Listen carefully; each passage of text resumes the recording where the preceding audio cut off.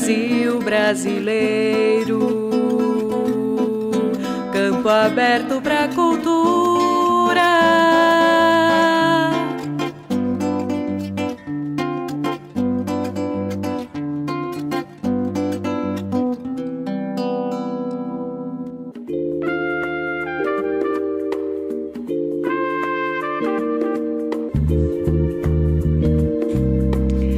Boa tarde, ouvintes. Obrigada pelo carinho da audiência. Nossa gratidão pela companhia durante todo esse ano de 2017 e esperamos vocês em 2018. É campo aberto para a cultura. E a nossa convidada de hoje é uma escritora, professora, laranjeirense e que vai nos contar aí a sua história de vida, profissional, de relação com a cultura. É a professora Sônia Maria Santos Ebert. Professora, boa tarde. Sônia, muito boa prazer. Tarde. Prazer é todo meu de ser convidada por você para fazer essa matéria. Eu me sinto honrada. Obrigada mesmo. Nós é que agradecemos. Bom, a professora Sônia Ebert tem muitas histórias para contar, mas eu quero começar lendo um poema do seu livro, O Tempo Voraz, que foi lançado recentemente. É um livro no qual ela trata sobre as histórias profissionais, a sua vivência profissional, de como professora da rede pública de ensino e também da rede particular. E falando aí, da sua trajetória, de como que foi percorrer todo esse tempo. Agora você já é uma professora que já está aposentada, mas não parou por aí, se continuou na luta aí agora como escritora. E eu vou ler então o poema O Desolado Viver. Vivo num mundo caduco, ao sair não sei se volto, ao voltar temo entrar, estou presa dentro de mim. Onde moras não tem grade? Cuidado, o perigo te ronda. Batem a porta, não sei se abro, pois poderá ser algum matador. Que angústia! Não tenho o direito de dormir tranquila, pois uma bala assassina poderá me matar? De onde virá? Da rua, da favela ou de uma parada obrigatória? O sinal vermelho, cuidado, perigo. Anuncia-se a violência. Liquidam-se vidas, pede-se justiça, como resposta obtém-se palavratório, discurso, leis que dizem proteger. E onde prega-se direitos iguais, onde estão? Saúde, educação? O que temos? Um país doente e com sede de saber. Mas tem alguém que irá proclamar, através das palavras mais puras e sensíveis, eu farei prevalecer a justiça e a paz? Não haverá mais miséria? A água nunca faltará? O povo baterá palmas, vibrará e dar-lhe-á o poder. Pensando, tudo vai melhorar, vamos acreditar. Que pena, você errou mais uma vez. Não desanime, um dia, quem sabe, você acertará. Sônia Ebert. Esse poema já te insere aí na outra temática que você discorre aqui no seu livro, que é a questão da atualidade social, né? O que a gente vive, essa prisão que a gente mesmo cria, que a sociedade cria e que ela mesma fica dentro dela. Fala um pouquinho dessa poesia. Bem, essa poesia é assistindo os programas de televisão, jornais, lendo revistas, também lendo os jornais. E eu cheguei à conclusão que realmente nós vivemos num mundo onde nós teremos que nos prender e as pessoas mais violentas estão soltas. E elas se proliferam bastante. Exato. E cada vez está aumentando mais o número das mesmas. Isso é deprimente, é chocante, porque nós não temos aquela liberdade de sair e não sabemos se vamos voltar. De repente você, nas cidades grandes, aqui em Laranjeiras não é tanto, nossa cidade é menor, mas nas grandes cidades, sinal vermelho jamais deve parar e colocar, abrir a janela do carro. É perigoso. Viver é perigoso. É perigoso andar com a bolsa em cima do banco do carro. Mas viver é perigoso. Viver é perigoso. Isso traduz então, tudo. na realidade, eu fiz essa poesia para fazer com que a pessoa, quem vai ler, reflita sobre a questão. Quem são os donos dos poderes? Será que essas pessoas que estão no poder estão realmente preocupadas com a população em geral? Com o ser humano? Ou não? E daí é uma responsabilidade nossa também. Quem que a gente coloca no poder, né? É aí que está. Sempre quando eu dava aula ainda mesmo, agora com vários projetos que a gente tem, eu ainda continuo em sala de aula, eu ainda não me desvinculei totalmente. Eu sempre questiono eu sempre faço questionamentos para os alunos. A postura. Nossa postura de vocês diante de quem vocês irão escolher. É muito importante. Aí eles dizem o seguinte, mas quem? Alguém será bom. Nem todas as pessoas são ruins, nem todas as pessoas são aqueles que pensam somente em si mesmo. Eles têm que pensar na sociedade, mas depende muito de nós. Nós temos a arma melhor nas mãos.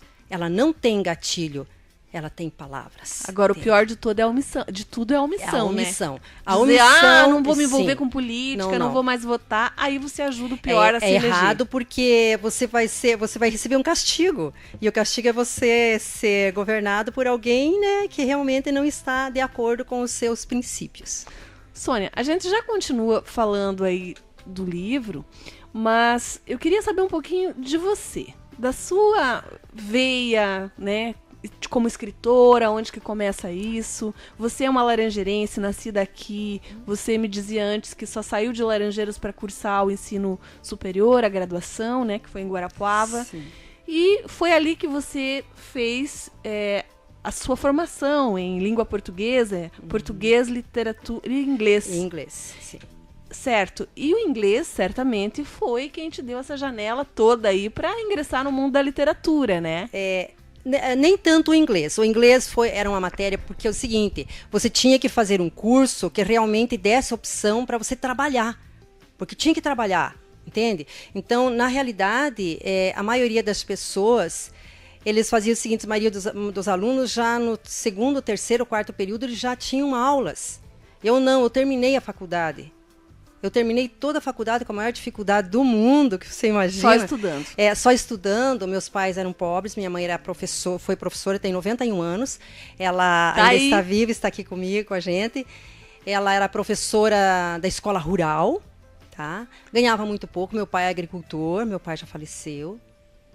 E o que acontece? Com muita dificuldade, eles conseguiram me ajudar. Mas ser filha de professora fez diferença. Fez a diferença. Com 4 anos de idade, eu já sabia ler e escrever. Porque minha mãe me carregava junto. Não, é claro que isso que eu falei da língua inglesa é só porque, sendo uma língua universal, exato. Ela te abre as portas para você ler uma literatura universal. Ah, literatura universal, exato. Sai só da nossa língua, né? Aí, quando fui para a faculdade, a professora de inglês e a professora de literatura americana e literatura inglesa eram fantásticas. Eram todas... tudo que a gente lia era só em inglês e você tinha que saber. Naquela época não tinha não sei, vou atrás do que não. Você tinha que saber, então não passava. Tinha que dominar. Tinha que dominar. Então foi a duras penas que eu consegui aquilo. Nós começamos, para você ter uma noção, nós começamos o curso de português, letras anglo, naquela época, né, português e inglês.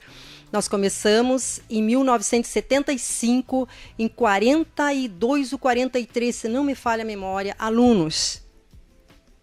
Parece que foi 42, 43. Nós terminamos em 3 alunas. Eu de Laranjeiras, uma do Cantagalo e uma de Guarapuava. E já tinham várias mulheres? Várias mulheres. Esses cursos sempre foram muito mais da preferência das mulheres, né? Os alunos foram ficando no meio do caminho e não chegavam. E como sabe, aquela época, né, até hoje, a média era 70. No ensino público, naquela época, a média também era 70. Eu fico tão triste por saber que agora a média é tão baixa, né? Que pena. Que pena. Pois é. Eu quero aproveitar essa deixa para te contar uma história e aproveitar para puxar aqui pelo lado social que você trata no livro. Bom, eu sou aluna do mestrado. E eu faço mestrado em agroecologia aqui na nossa UFES, né?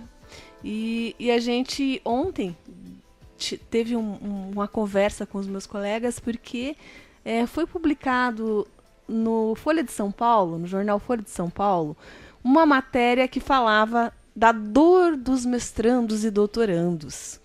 Por que os professores são carrascos? Por que os professores tiram o direito de viver desses alunos? Por que os professores massacram? Por que esses alunos ficam doentes, entram em choque?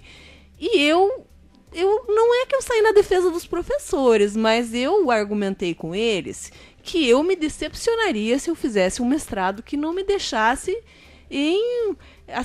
fora da casinha, digamos assim, porque ele tem essa função, né, de quebrar paradigma, de romper com o que você era até então e de te abrir novas portas, novas janelas. Correto.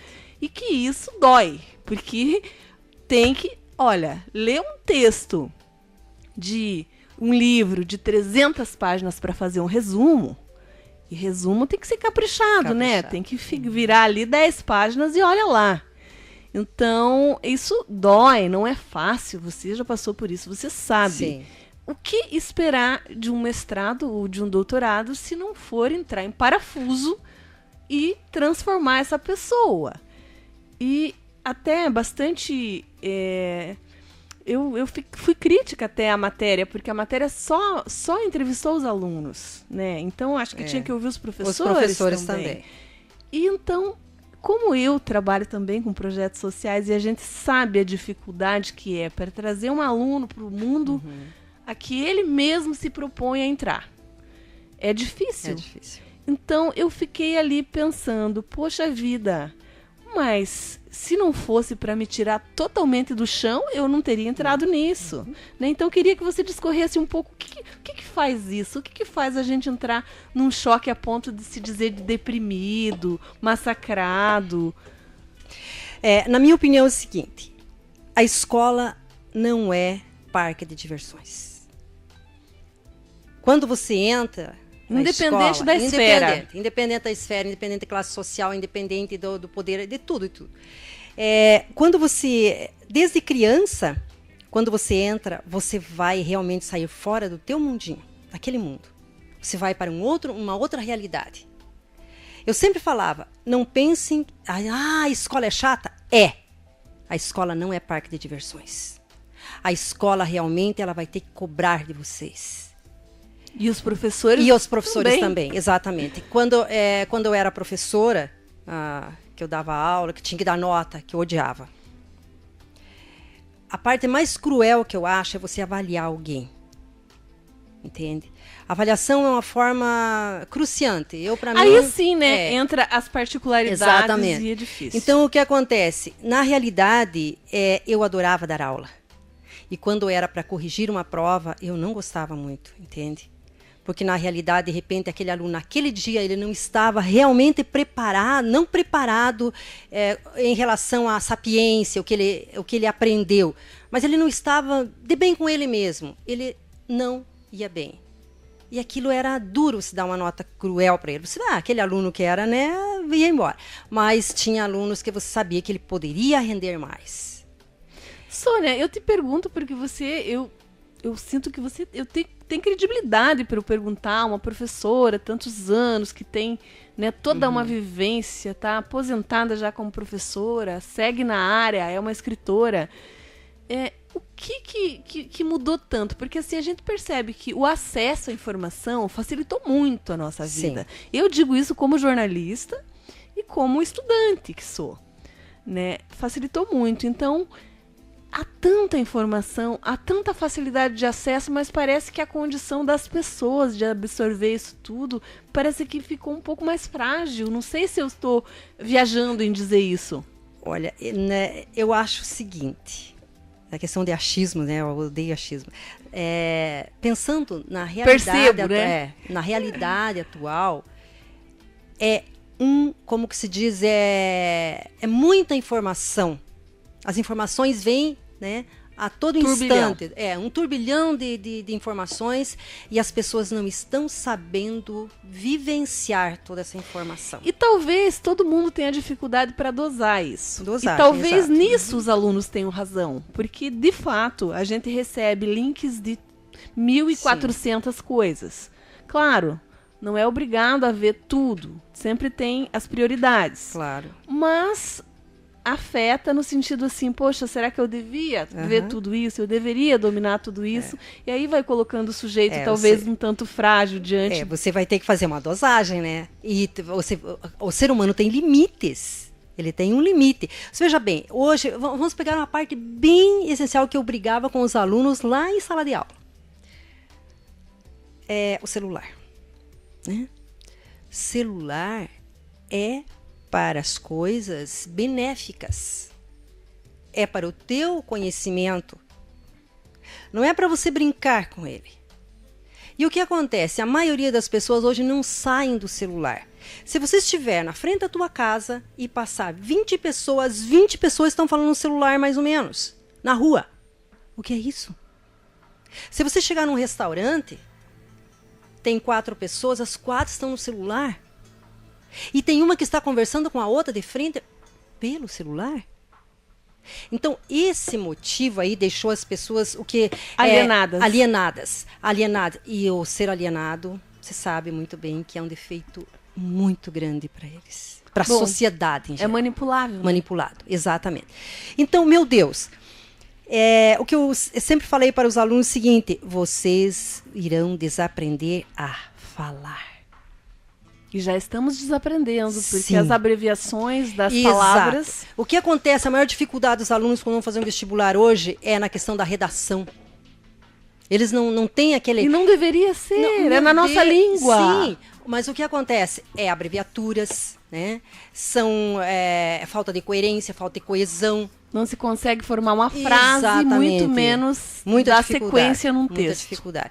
Então, isso aí, na minha opinião, isso é um grande defeito. Isso traz uma atual. dificuldade de interpretação de tudo. De interpretação de tudo. Da vida também. Da vida, claro. Sônia, então assim, o que te levou a escrever também sobre essa atualidade social? O que te provocou mais? Tá. Como eu falei para você, vendo a sociedade que está numa carência muito grande, a carência de que as pessoas conversem mais, de que eles tenham mais sensibilidade. Tá? Então, isso me levou bastante a escrever. Eu escrevi sobre menino de rua, tá? Tem a poesia que eu escrevi também sobre viajantes, o que nós somos na realidade. Vários textos aqui. A procura. Vários textos relatam também questões de obras literárias, tá? Me baseei em algumas obras literárias. Tem algum que te inspirou mais? Sim, mas vivenciando realmente a nossa atualidade. Certo. Tá? Tem uma parte que vai sair no meu segundo livro, até eu gostaria até de comentar, provavelmente o ano que vem já sai, que é sobre os estilos literários.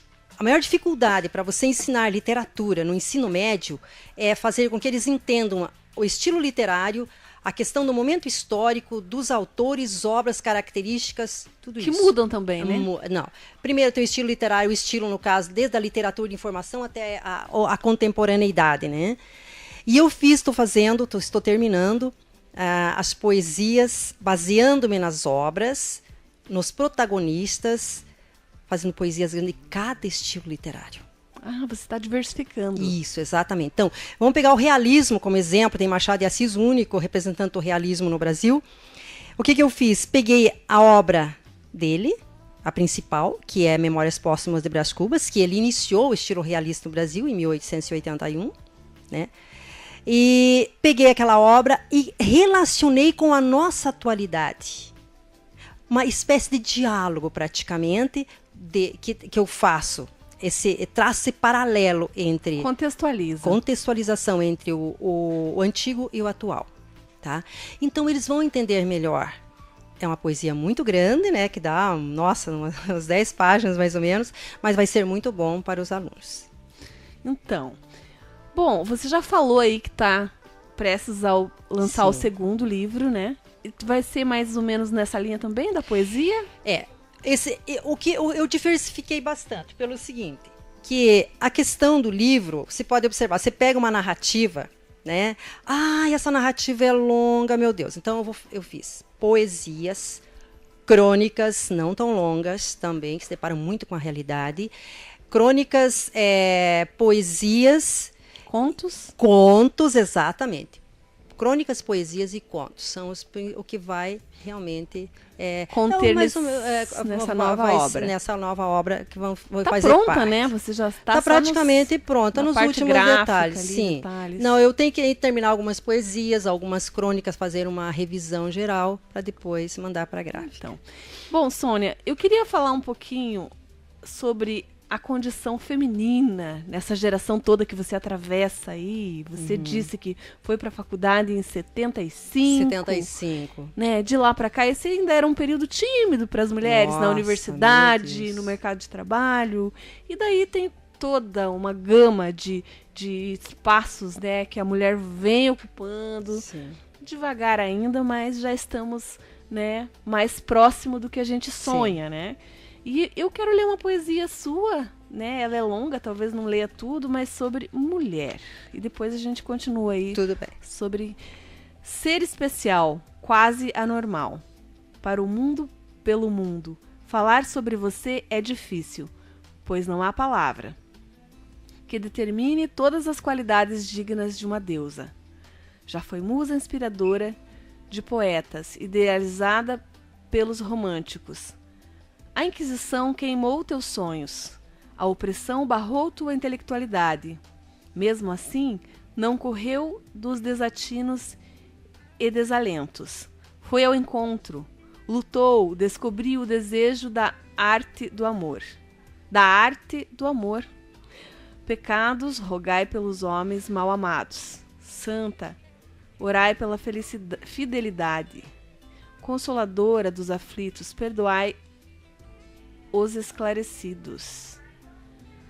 Processai os ignorantes, buscai os desprotegidos. Bom, vou parar por aqui para dar tempo de você mesma discorrer sobre a sua poesia. Eu queria entender um pouquinho quando você fala ali, Consoladora dos aflitos, perdoai os esclarecidos. Perdoai os esclarecidos. Por que os esclarecidos precisam ser perdoados? Aqui ele diz o seguinte, quando eu falo a opressão barrou tua intelectualidade, sabe muito bem que a mulher começou, a primeira escritora foi Raquel de Queiroz, né? Antes não tinha escritora no Brasil. Na verdade tinha, mas não tinha. Quem assinava os livros eram os homens. Exatamente. Elas revisavam, elas escreviam. Por sinal, Carolina foi praticamente, se fosse pegar a obra de Machado de Assis, Memórias Póstumas de Brás Cubas, deveria ser de Carolina, e não dela, e não dele, né? Você sabe disso. Uhum. Muito bem. Quando eu digo assim, lutou, descobriu o desejo na arte do amor. É uma realidade, né? Pecadora, rogai pelos homens mal amados. Santa, orai pela fidelidade. Consoladora dos aflitos, perdoai os esclarecidos. Processai os ignorantes e buscai os desprotegidos. Tá? Então, quando eu falo assim, a mulher praticamente, ela teve sempre aquela que a mulher era submissa totalmente ao homem. E chegou um momento em que a mulher desabrochou. Era submissa no sentido de não poder assumir seu protagonismo. Exatamente. Né? Porque a mulher, desde sempre, ela sempre foi muito forte. Foi atuante e determinada e teve seu papel. Sim. E cumpriu e trabalhou em todos os sentidos. Mas não podia dizer que era ela, né? Então... Ela jamais poderia se identificar como um ser especial, né? Ela deveria estar sempre o Senhor, meu marido, né? O Senhor fulano de tal. Então ela não assumia praticamente a identidade dela. Isso já mudou, Sônia? Só pra gente já ir caminhando aqui para o nosso final. Eu acho que a mulher, hoje, eu sempre comentava com os alunos, dizia assim, olha, piazada, é o seguinte, tem um detalhe. Não pensem que num relacionamento hoje vocês são os especiais, vocês são companheiros. tem que ter companheirismo, tem que ser um companheiro realmente fiel, fidelidade, respeito e companheirismo. É a única forma de um relacionamento ir em frente. Mas a gente tem deficiência ainda dessa coparticipação da mulher, dessa participação lado a lado, porque eu também preciso desconstruir o que é o feminismo, né, Sônia? Porque você compreende bem isso, né? O feminismo é muito mal visto ainda. Não, o feminismo hoje, se a gente pergunta numa sala de aula mesmo, quem que é feminista aqui? Olha, vai 3 levantar a mão porque tem vergonha. Exatamente. Mesmo que defenda os princípios do feminismo. Tem vergonha de dizer porque uma das estratégias para acabar com os direitos da mulher foi difamar o feminismo. Exatamente. Né? E às vezes é mal interpretado mesmo, né? A gente também faz meia culpa. Mas assim, politicamente falando, né? Ainda há muito que se avançar nesse paradigma. Você pode observar que na maioria da questão, a maioria dos políticos são homens, não são mulheres. E olha, essa timidez e esse protagonismo da mulher é tão interessante quando a gente começa a entender um pouco e começa a prestar atenção e perceber. Você pode ver nos grupos de apresentação de trabalho na sala de aula. As meninas, quando você dá, né? Hoje os professores costumam distribuir mais os trabalhos. Eu quero que faça trabalho tal grupo. E aí, geralmente, também mesclam, né? Que tenha meninos e meninas. Sim. Fazem junto. Às vezes, as meninas fazem mais o trabalho. E na hora de apresentar, os homens têm uma natureza, assim. Eles já vão ali pra frente, já se impostam, né? E as meninas, elas aceitam, elas vão ficando ali pro fundinho, sim, exatamente. Né? Eu tenho por hábito já ficar ali na frente junto, né?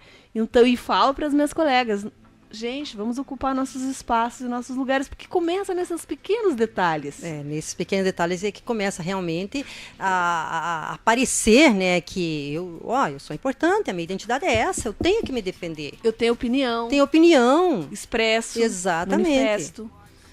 Então, a mulher, ela tem que abrir mais. Mas ainda não né? está assim, né? Não. Você percebe nos grupos de trabalho mesmo? Grupo de trabalho, sempre percebia isso. E nos bate-papos de rodas mistas, assim? Sempre prevalecia, sempre os meninos queriam prevalecer as suas opiniões, né? Mas hoje, nos últimos anos que eu dei aula, já foi um pouco diferente. Sônia Ebert, falando aqui com a gente sobre contemporaneidades, né? Aí também falando do seu livro, da sua trajetória como mulher, professora, que está aí nativa agora como escritora. Muito prazer em tê-la aqui, né? A gente teria muito mais coisa para falar contigo, mas o nosso tempo já está encerrando aqui. Te agradeço imensamente pela participação e...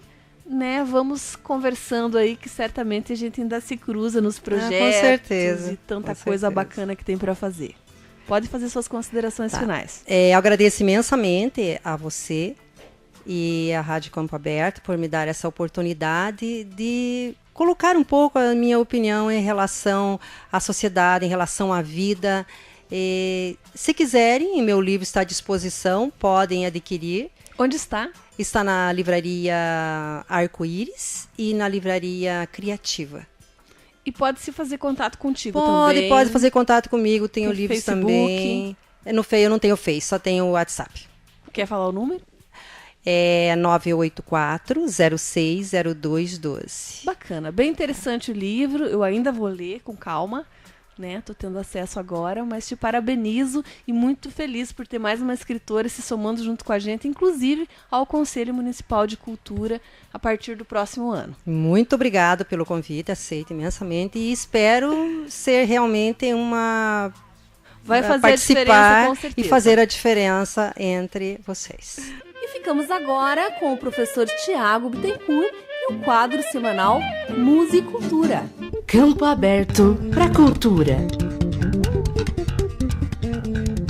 Boa tarde, eu sou o Tiago Bittencourt e estamos começando o Musicultura.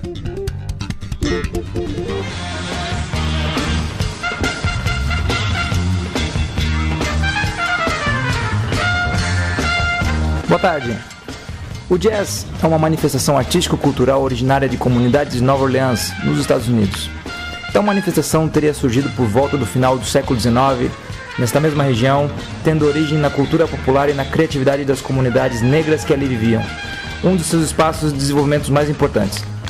O jazz se desenvolveu com a mistura de várias tradições religiosas, em particular a afro-americana. Essa nova forma de se fazer música incorporava blues notes, a chamada e resposta, a forma sincopada, polirritmia, improvisação de notas, misturando com swing e tempos diferenciados. Os instrumentos musicais básicos para o jazz são aqueles usados em bandas marciais e bandas de dança. São os metais, as palhetas e as baterias. No entanto, o jazz, em suas várias formas, aceita praticamente todo tipo de instrumento. As origens da palavra jazz são incertas. A palavra tem suas raízes na gíria norte-americana e várias derivações têm sugerido tal fato. O jazz não foi aplicado como música até por volta de 1915. Earl Hines, nascido em 1903 e mais tarde se tornou o celebrado músico do jazz, costumava dizer que estava tocando piano antes mesmo da palavra jazz ser inventada. Desde o começo do seu desenvolvimento, no início do século XX, o jazz produziu uma grande variedade de subgêneros, como o Dixieland na década de 1910, o swing das big bands na década de 30 e 40, o bebop de meados da década de 40, o jazz latino nas décadas de 50 e 60 e o fusion nas décadas de 70 e 80. Devido à sua divulgação mundial, o jazz se adaptou a muitos estilos musicais locais, obtendo assim uma grande variedade melódica, harmônica e rítmica. Para vocês terem uma ideia do quão grande esse estilo musical, fique agora curtindo a música So What, de Miles Davis.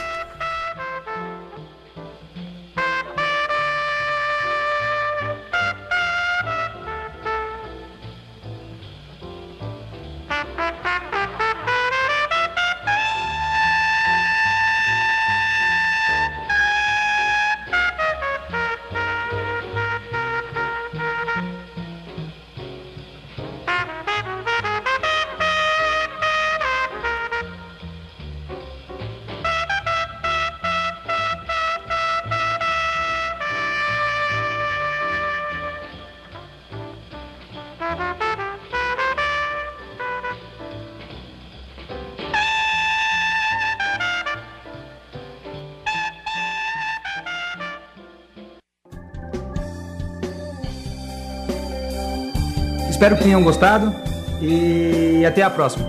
Grande abraço.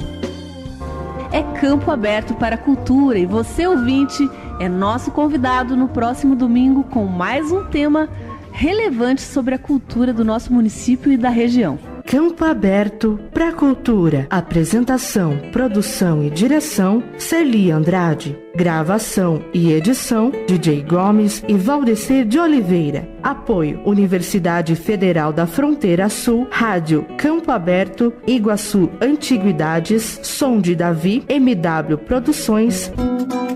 Brasil, meu Brasil brasileiro, campo aberto pra cultura.